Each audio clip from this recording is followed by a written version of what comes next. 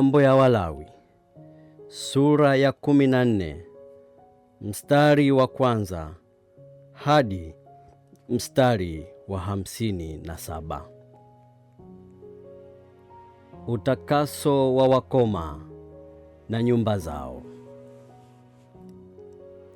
Kisha Bwana akanena na Musa na kumwambia, hii ndiyo sheria ya mwenye ukoma katika siku ya kutakaswa kwake. Ataletwa kwa kuhani, na huyo kuhani atatoka aende nje ya marago, na kuhani ataangalia. Na tazama, ikiwa pigo la ukoma limepoa kwake huyo mwenye ukoma, ndipo huyo kuhani ataagiza kwamba watwae kwa ajili yake atakayetakaswa ndege wawili walio hai, ambao ni safi, na mti wa mwerezi au sufu nyekundu na kisopo. Kisha kuhani ataagiza ndege mmoja achinjwe katika chombo cha udongo kilicho juu ya maji ya mtoni. Kisha huyo ndege aliye hai atamshika, na huo mti wa mwerezi na hiyo sufu nyekundu na hisopo, naye atavichovya hivyo pamoja na yule ndege aliye hai katika damu ya huyo ndege aliyechinjwa juu ya maji ya mtoni.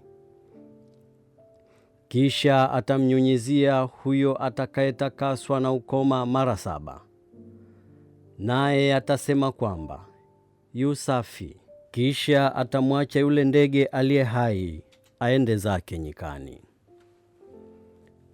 Naye huyo atakayetakaswa atazifua nguo zake na kunyoa nywele zake zote na kuoga katika maji, naye atakuwa safi. Baada ya hayo ataingia ndani ya marago, lakini ataketi nje ya hema yake muda wa siku 7. Kisha siku ya 7 atanyoa nywele zote za kichwani mwake na ndevu zake na nyushi zake. Nywele zake zote pia atazinyoa. Kisha atazifua nguo zake na kuoga mwili wake majini, naye atakuwa safi.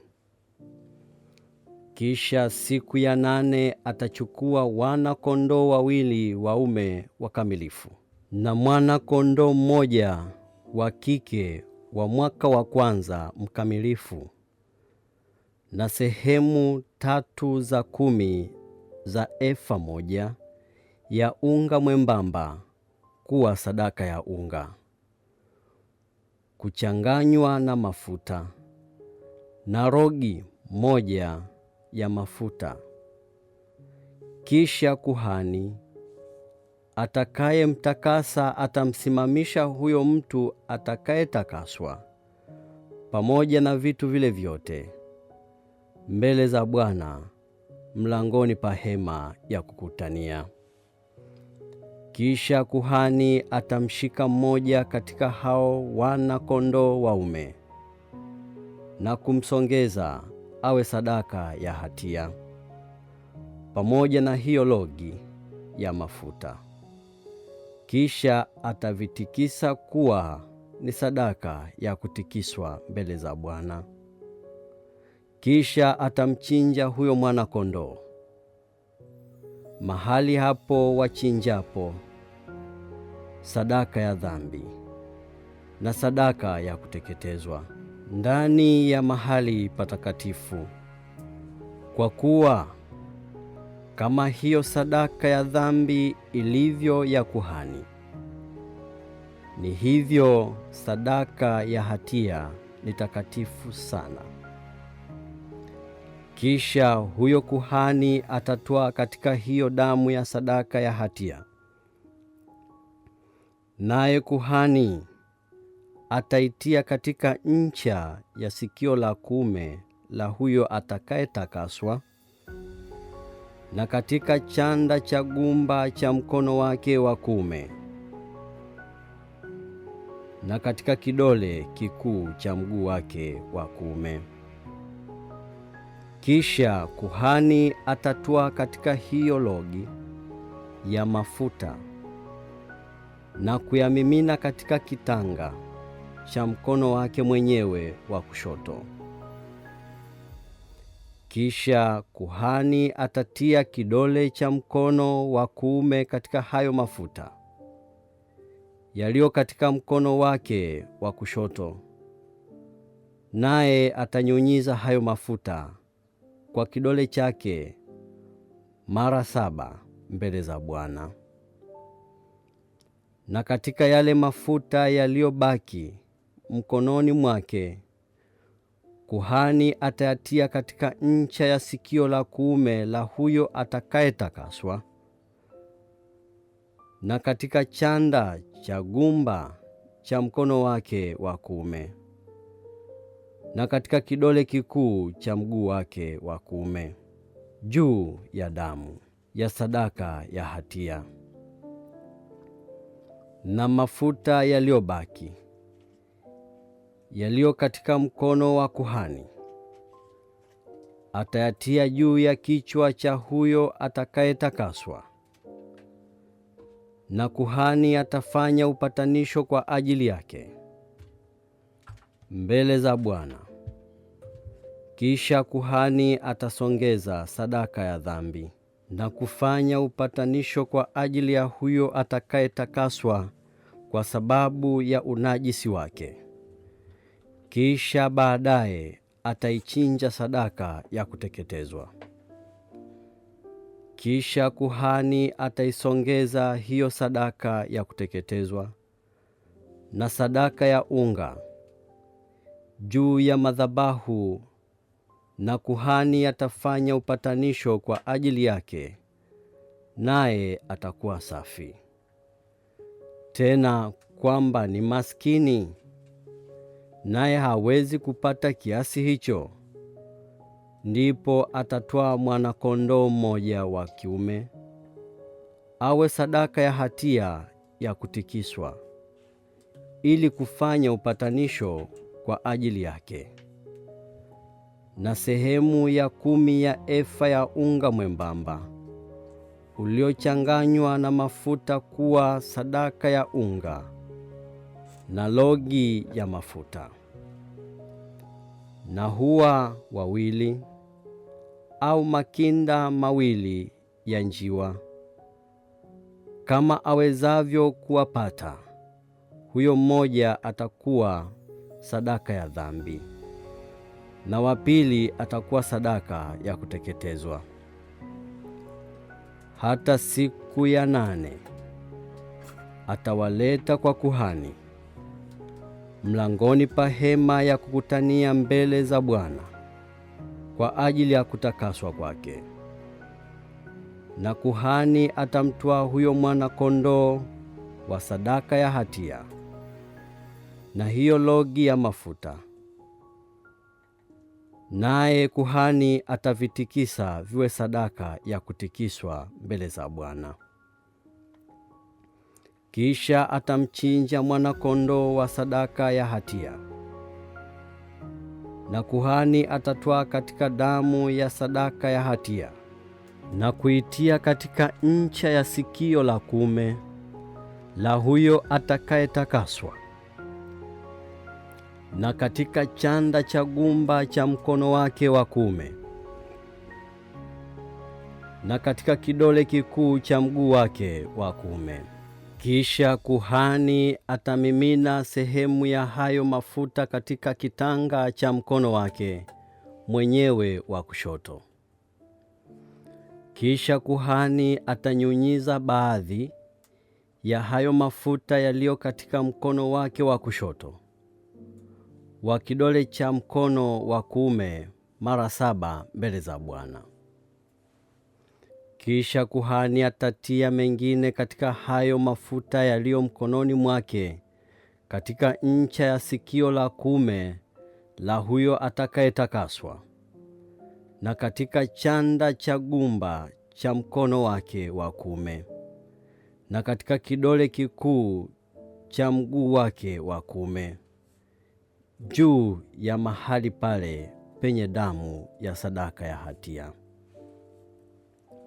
Na mafuta yaliyobaki katika mkono wa kuhani atayatia juu ya kichwa cha huyo atakayetakaswa, ili kufanya upatanisho kwa ajili yake mbele za Bwana. Kisha atasongeza hao hua mmojawapo au hao makinda ya njiwa mmojawapo, kadiri ya awezao kuwapata, hata kadiri aliyoweza, mmoja kuwa sadaka ya dhambi na wa pili kuwa sadaka ya kuteketezwa, pamoja na sadaka ya unga.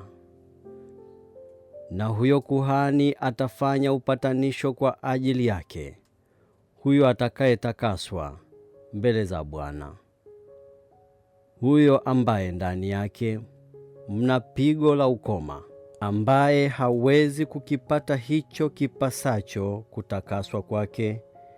Sheria yake ni hiyo.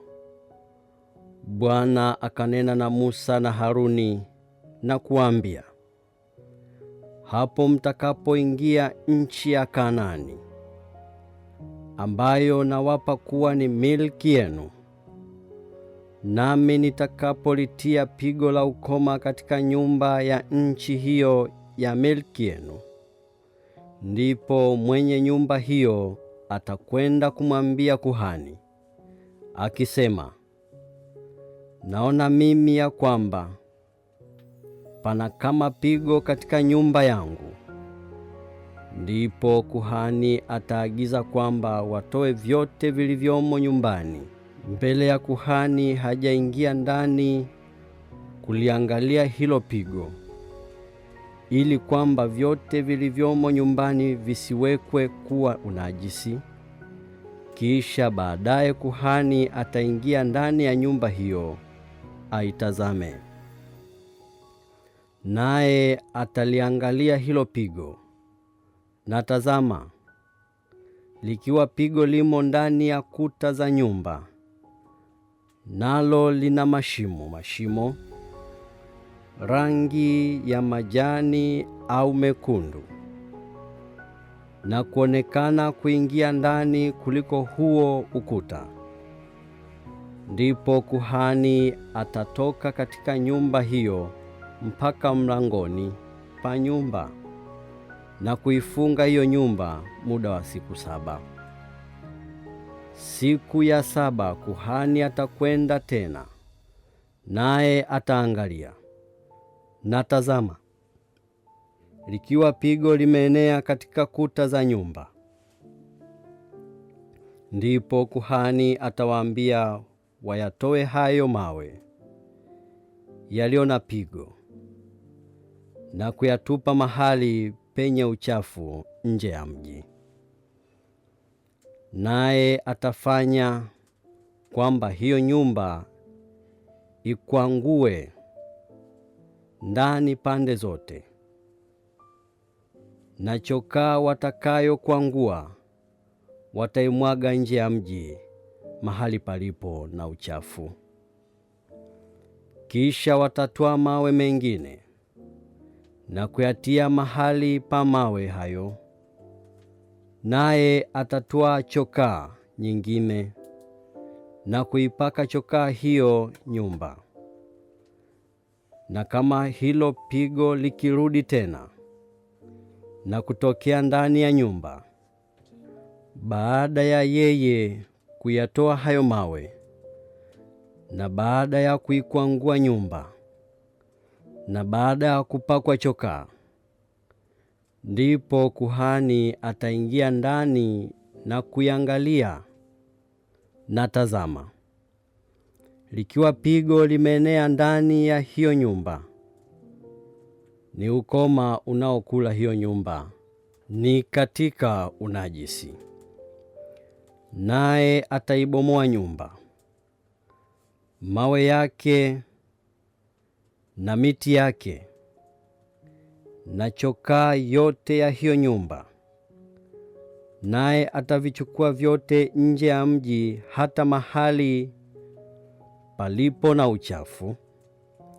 Tena mtu atakayeingia ndani ya hiyo nyumba katika huo wote uliofungwa atakuwa najisi hata jioni.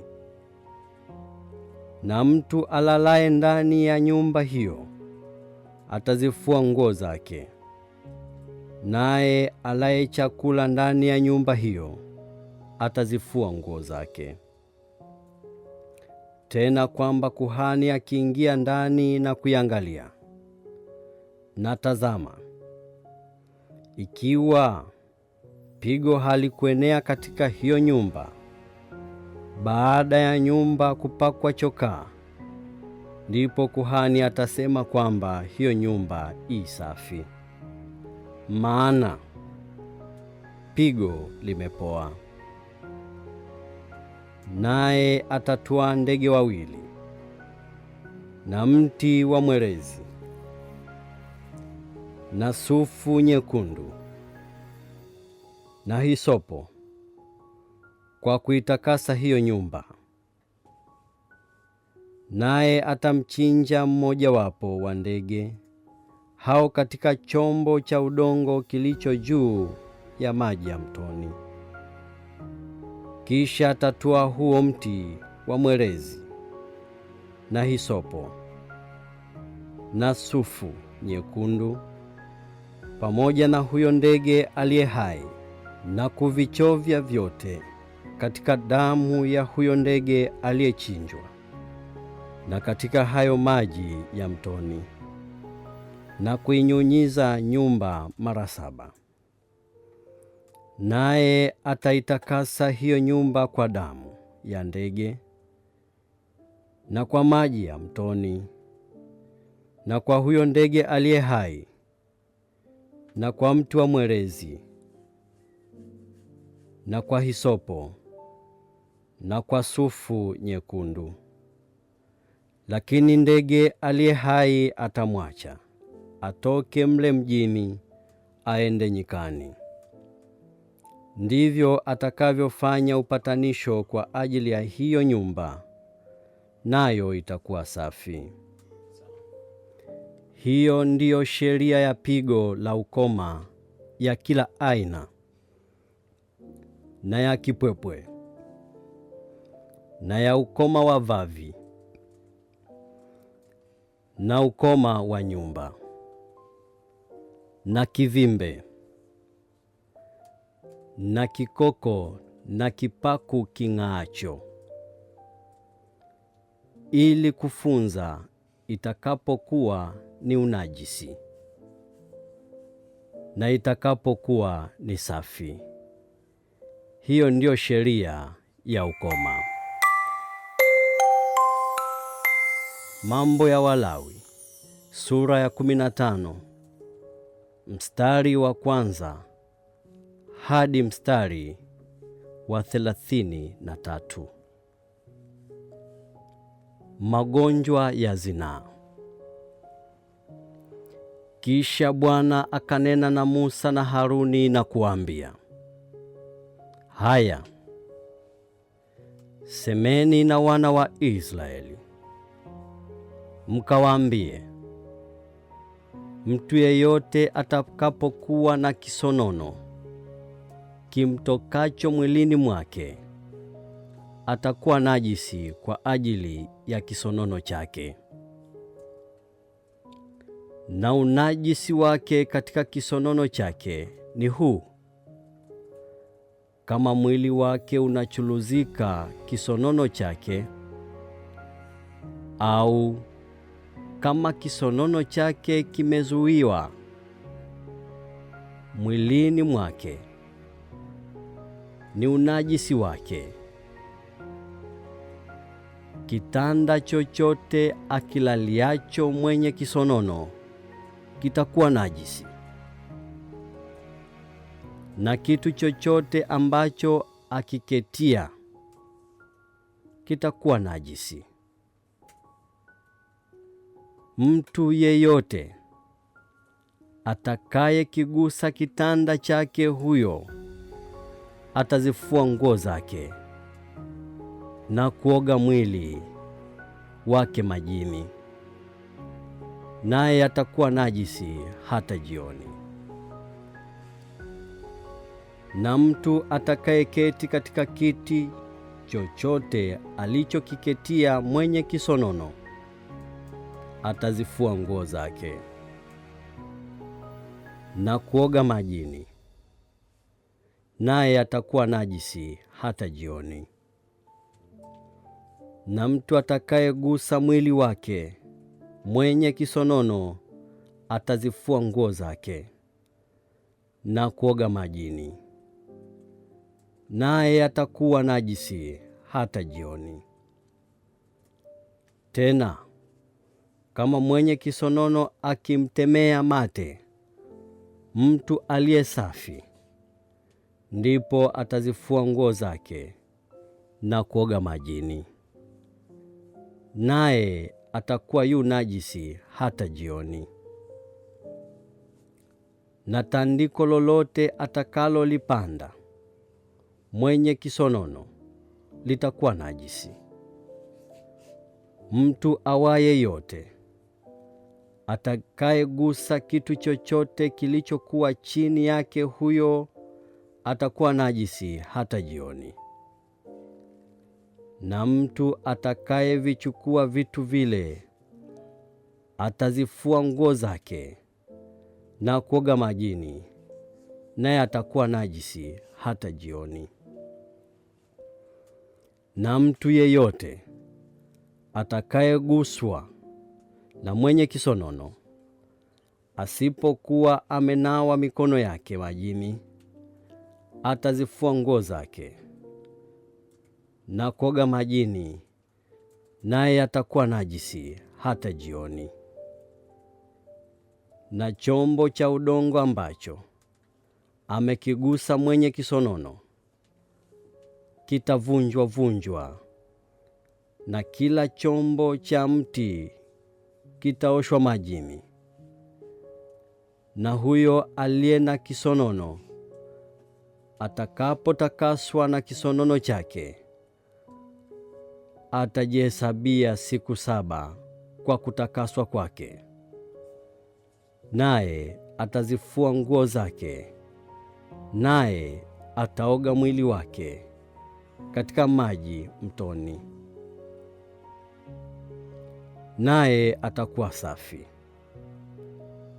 Na siku ya 8 atajipatia hua wawili au makinda mawili ya njiwa, naye atakwenda mbele za Bwana mlangoni pa hema ya kukutania, naye atampa kuhani hao ndege, na kuhani atawasongeza. Mmoja atakuwa sadaka ya dhambi, na wa pili kuwa sadaka ya kuteketezwa. Naye kuhani atafanya upatanisho mbele za Bwana kwa ajili ya kisonono chake. Na mtu yeyote akitokwa na shahawa yake, ndipo ataoga mwili wake wote majini, naye atakuwa najisi hata jioni. Na kila nguo na kila ngozi ambayo ina shahawa itafuliwa kwa maji, nayo itakuwa najisi hata jioni. Huyo mwanamke naye ambaye mtu mume amelala naye kwa shahawa, wote wawili wataoga majini, nao watakuwa najisi hata jioni. Mwanamke yeyote kama anatokwa na kitu, na kitu chake alichokuwa nacho mwilini mwake ni damu, ataketi katika kutengwa kwake muda wa siku 7. Na mtu yeyote atakayemgusa atakuwa najisi hata jioni.